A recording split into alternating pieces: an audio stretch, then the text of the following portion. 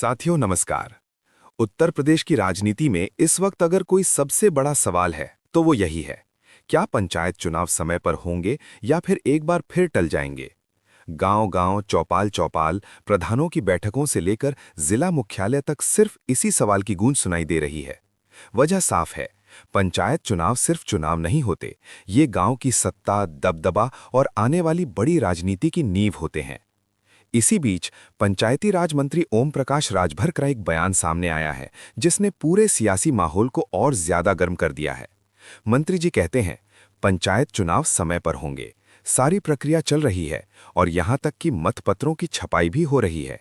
अब यहीं से कहानी में ट्विस्ट आता है, क्योंकि सवाल ये है कि जब अभी तक चुनाव चिन्हों का आवंटन नहीं हुआ, आरक्षण का फॉर्मूला तय नहीं हुआ, पिछड़ा वर्ग आयोग का गठन अधर में है, तो फिर मतपत्र किस आधार पर छप रहे हैं।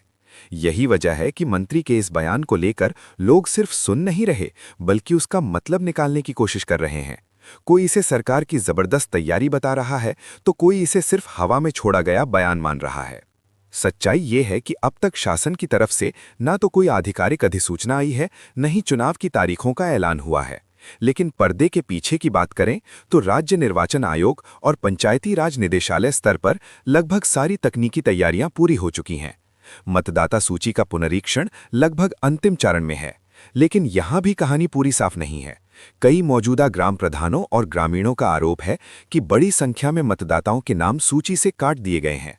सरकार का जवाब है कि 31 दिसंबर तक आपत्ति का मौका दिया गया था और अभी भी अंतिम अधिसूचना तक नाम जोड़े जा सकते हैं, लेकिन गांव के स्तर पर असंतोष अब भी बना हुआ है।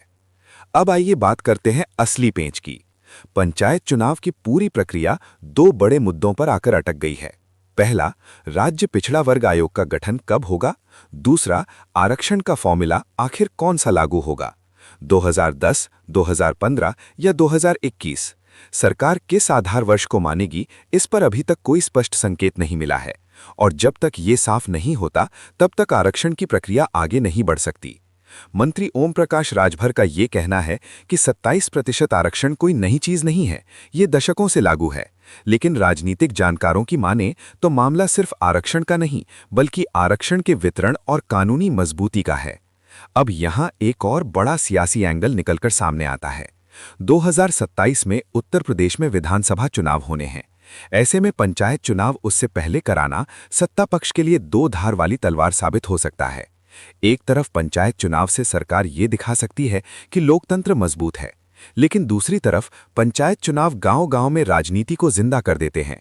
गुटबंदी, नाराजगी और स्थानीय असंतोष खुलकर सामने आ जाता है। कई विधायकों और मंत्रियों की अंदर खाने चिंता यही है कि अगर पंचायत चुनाव अभी हो गए तो किस प्रधान का समर्थन करें, किसका विरोध करें और किसको नाराज करें। इसका सीधा असर 2027 के विधानसभा चुनाव पर पड़ सकता है। यही वजह है कि लंबे समय से ये चर्चा चल रही थी कि पंचायत चुनाव टाले जा सकते हैं, लेकिन मंत्री राजभर के बयान ने इन अटकलों को फिलहाल ब्रेक जरूर लगाया है। अब अगर टाइमलाइन की बात करें तो अंदर खाने जो जानकारी निकल कर आ रही है, उसके मुताबिक अगर पिछड़ा वर्ग आयोग का गठन जल्द हो जाता है, आरक्षण का फॉर्मूला कैबिनेट से पास हो जाता है, तो मई या जून तक पंचायत चुनाव कराए जा सकते हैं। उस वक्त बोर्ड परीक्षाएं खत्म होंगी, त्योहार निकल चुके होंगे, फोर्स की उपलब्धता भी आसान होगी और सरकारी मशीनरी दूसरे बड़े कामों से मुक्त हो जाएगी। लेकिन उत्तर प्रदेश की राजनीति में एक बात हमेशा याद रखनी चाहिए, यहां फैसले अचानक भी होते हैं और चुपचाप भी। बीजेपी पहले भी कई बार ऐसा कर चुकी है कि बिना ज्यादा शोर किए अचानक बड़ा फैसला लागू कर देती है।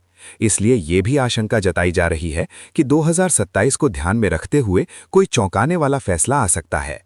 अब सवाल ये नहीं है कि बयान आया या नहीं, सवाल ये है कि क्या ये बयान जमीन पर उतरेगा या फिर ये सिर्फ राजनीतिक संतुलन बनाने की कोशिश है। गांव की सरकार बनाने का सपना देख रहे हर व्यक्ति के लिए ये वक्त बेहद अहम है। प्रधान, बीडीसी, जिला पंचायत सदस्य, सभी की निगाहें अब सरकार के अगले कदम पर टिकी हैं। जैसे ही कोई आधिकारिक आदेश या अधिसूचना आएगी, तस्वीर पूरी तरह साफ हो जाएगी। तब तक ये बहस चलती रहेगी कि पंचायत चुनाव समय पर होंगे या नहीं। अब देखना होगा कि पंचायती राज मंत्री ओम प्रकाश राजभर का ये बयान इतिहास बनता है या फिर सिर्फ बयान बनकर रह जाता है।